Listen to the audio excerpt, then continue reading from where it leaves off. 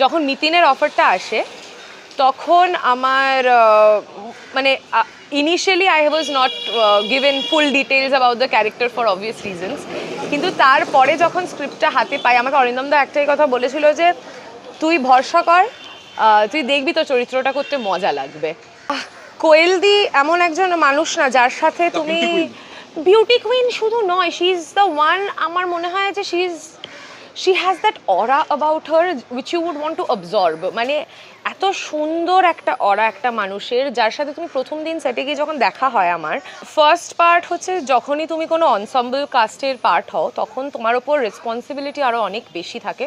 Movie হলে গিয়ে ছবিটা দেখে, কারণ ছবিটাতে অনুপদা যেই কাজটা করেছে, জিৎ গাঙ্গুলি যেই মিউজিকটা দিয়েছে, সেটার যে পিকচারাইজেশন করা হয়েছে, মানে নিখুঁতভাবে ক্যারেক্টার্সগুলো যেভাবে নিজেদেরকে ফুটিয়ে তুলেছে প্রত্যেকজন অভিনেতা অভিনেত্রী যেটা করেছে, আমার মনে হয় বড় পর্দায় সেটা দেখলে আরও বেশি আমেজটা পাওয়া যাবে।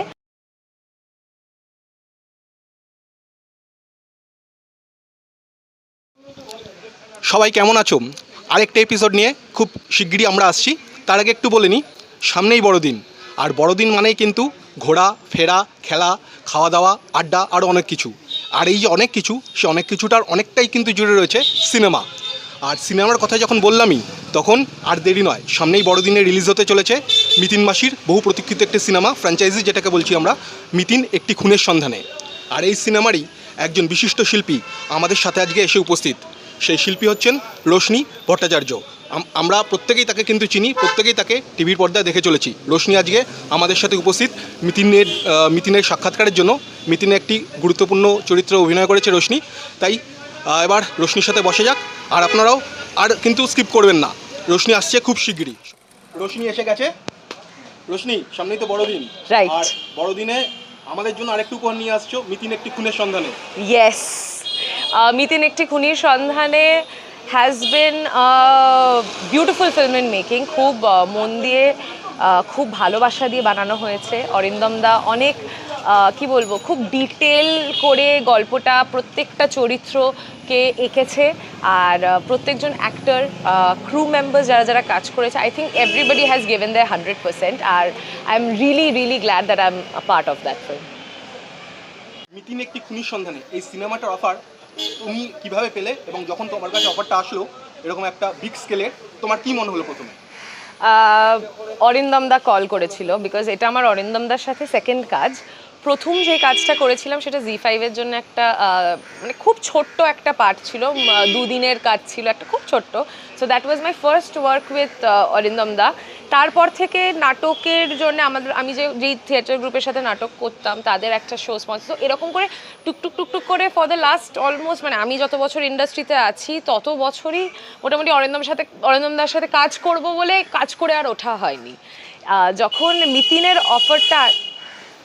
মিতিনের অফারটা আসে তখন আমার মানে initially I was not given full details about the character for obvious reasons, কিন্তু তারপরে যখন স্ক্রিপ্টটা হাতে পাই আমাকে অরিন্দমদা একটাই কথা বলেছিল যে তুই ভরসা কর, তুই দেখবি তোর চরিত্রটা করতে মজা লাগবে। অ্যান্ড আমি অবভিয়াসলি অরিন্দমদার উপর সত্যি খুবই মানে অনেকটাই ভরসা করি।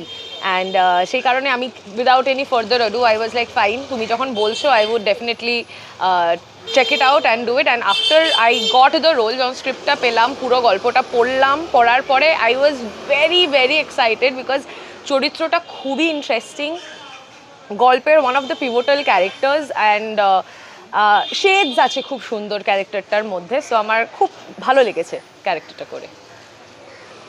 মিতিন মাসি, এই কথাটা বললেই প্রথমে কোয়েল মল্লিকের নাম সবার আগে। অ্যাবসলিউটলি থাকো কোয়েল মল্লিকের নামটাই আসবে। কোয়েলদির সাথে কাজ করলে কেমন লাগলো, এবং ওনার কাজের ধরন কিরকম?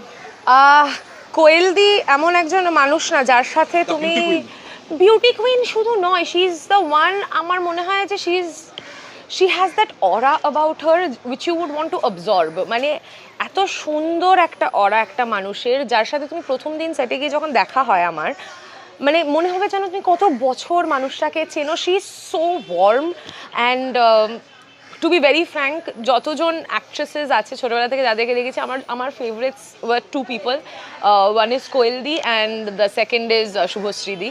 সো শুভশ্রীদির সঙ্গে এখনও কাজ করে ওঠা হয়নি, বাট কোয়েলদি যখন মানে মানে মিতিনে হ্যাঁ বলার আরেকটা কারণ ছিল যে ফার্স্ট ফ্র্যাঞ্চাইজি সেকেন্ড ফ্র্যাঞ্চাইজি আমি দুটোই দেখেছি, অ্যান্ড অবভিয়াসলি এটা একটা historical film, historical franchise, because এই গল্পটা আর মানে যেভাবে লেখা, যেভাবে গঠন করা হয় সেটা ইজ ভেরি ইউনিক।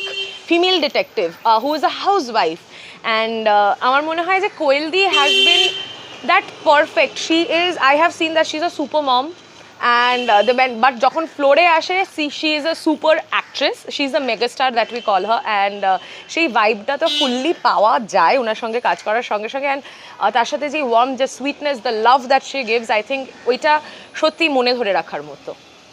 এখানে তো মিতিনকে আমরা অ্যাকশন করতেও দেখছি, Right. এবং মিতিন একজন গৃহবধূ আর তুমিও একজন ওয়ার্কিং লেডি, এবং যেহেতু তুমি এই সিনেমাতে কাজ করছো এবং একজন ওয়ার্কিং লেডি হিসেবে একজন যে এই গৃহবধূর যে ডানপিটেপনা, তুমি সেটাকে কিভাবে দেখছো? আমার মনে হয় যে যারা রাধে তারা চুলো বাঁধে, এটা তো আমরা অনেক বছর ধরে শুনে এসেছি, অ্যান্ড সেটাতে অক্ষরে অক্ষরে মিলিয়ে দেয় হচ্ছে মিথিন। অ্যান্ড কামিং টু মি, আমি হ্যাঁ সদ্য বিবাহিত। আমার মনে হয় যে যদি তোমার ফ্যামিলির সাপোর্ট থাকে ইন রিয়ালিটি, আমি যদি রিল থেকে যদি বেরিয়ে এসে রিয়ালিটির কথা বলি, যদি তোমার ফ্যামিলির সাপোর্ট থাকে, যে যাকে তুমি তোমার পার্টনার, একদম প্রপার পার্টনার হিসাবে চুজ করেছো, সে যখন তোমার পাশে থাকে না সব কিছুতে, তখন ডানপিটেপনা কেন, সব কিছুই acceptable and well nourished, and মানে it is always very, it's much more easier to do what you love to do, what you want to do, and এই ক্ষেত্রেও মিতিন একটি খুনির সন্ধানেও একই জিনিস হচ্ছে, মানে মিতিন প্রথম দুটো ছবিতেও করেছে যেরকম, থার্ড ছবিতেও সেরকমই। ডানপিটেপনা আমার মনে হয় যে আজকালকার যুগে মহিলাদের ডানপিটে হওয়া খুব খুব খুব দরকার, to take their own stand, to have their spine straight, and to speak their truth. এটা খুবই জরুরি, and Mitin embodies all of that. Mitin মাসি একটি সাহিত্য নির্ভর সিনেমা, Right. তুমি একজন অভিনেত্রী হিসেবে কি এটা মনে করছো কি সিনেমা দেখানোর, সাহিত্য নির্ভর সিনেমা দেখে নেওয়ার আগে যদি সাহিত্যটাকে পড়া যায় তাহলে সেই সিনেমার এসেন্সটা নষ্ট হয়ে যায় একজন দর্শকের পক্ষে বা একজন অভিনেত্রী বা অভিনেতার পক্ষে? না মানে এটা না personally depends from person to person. আমার মনে হয় যে আমার জন্য আই হ্যাভ অলওয়েজ, আমি আগে যেমন আমি যদি বলি হ্যারি পটার আমি আগে দেখেছি তারপরে পড়েছি, সো আমার জন্যে মানে আমি দেখার পরে when I read the book আমার জন্যে এক্সপিরিয়েন্সটা আরও বেশি এনরিচিং ছিল। এরকম আমার বন্ধুরা যেমন তারা আগে পড়েছে তারপর দেখেছে, তাদের জন্য it has been the same. তো আমার মনে হয় যে differs from person to person যে সে কীভাবে অ্যাপ্রোচ করছে পুরো বিষয়টাতে। নষ্ট কোনোটাই হবে না, বিকজ দুটো আলাদা আলাদা মিডিয়াম, একটা তোমার পুরোপুরি তোমার ইমাজিনেশনের ওপর নির্ভর করছে, আরেকটা হচ্ছে তুমি একজন director who has read that book and knows it by heart, and তার পুরো ভিশনটাকে তুমি একটা বড় পর্দায় দেখছো, সেটাকে পুরো চরিতার্থ হতে দেখছো। সো আমার মনে হয় দুটো completely different medium, and compare করাটা I don't think does justice to any either of them. যে মিতিন তো এতদিন একটা ফ্র্যাঞ্চাইজি, একটা সফল ফ্র্যাঞ্চাইজি, Yes. তো এটা এই ফ্র্যাঞ্চাইজি থার্ড এডিশন, Yes. তো এই এডিশনের ইউএসপি কি? এই ইউএসপি এটা বলতে পারি আমরা এত দিন ধরে মিতিনকে we have seen cater to a younger audience, মানে বাচ্চাদের জন্য বানানো হচ্ছে সব, যাতে সবাই এই পার্টিকুলার গল্পটাতে একটু টুপুরো বড় হয়েছে, তার সাথে সাথে বাকি চরিত্রের সাথে সাথে স্টোরিটাও একটু অ্যাডাল্টিফাই হয়েছে।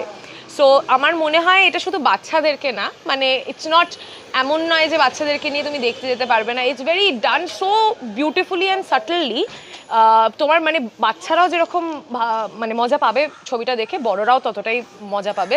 অ্যান্ড ক্রিসমাসের সময় আমার মনে হয় যে we are all looking for a film যেটা সবাই মিলে আমরা দেখতে পারবো, and Mitin is going to be that film. দর্শকদের থেকে তোমার প্রত্যাশা কি? দর্শক আমার মনে হয় যদি কাজ ভালো লেগে সেটারকে যদি সবার কাছে আরও বেশি ছড়িয়ে দেয়, পৌঁছে দেয়, তাহলে আমার মনে হয় যে আজকে আমাদের films, serials or television, any medium that we work in does way better.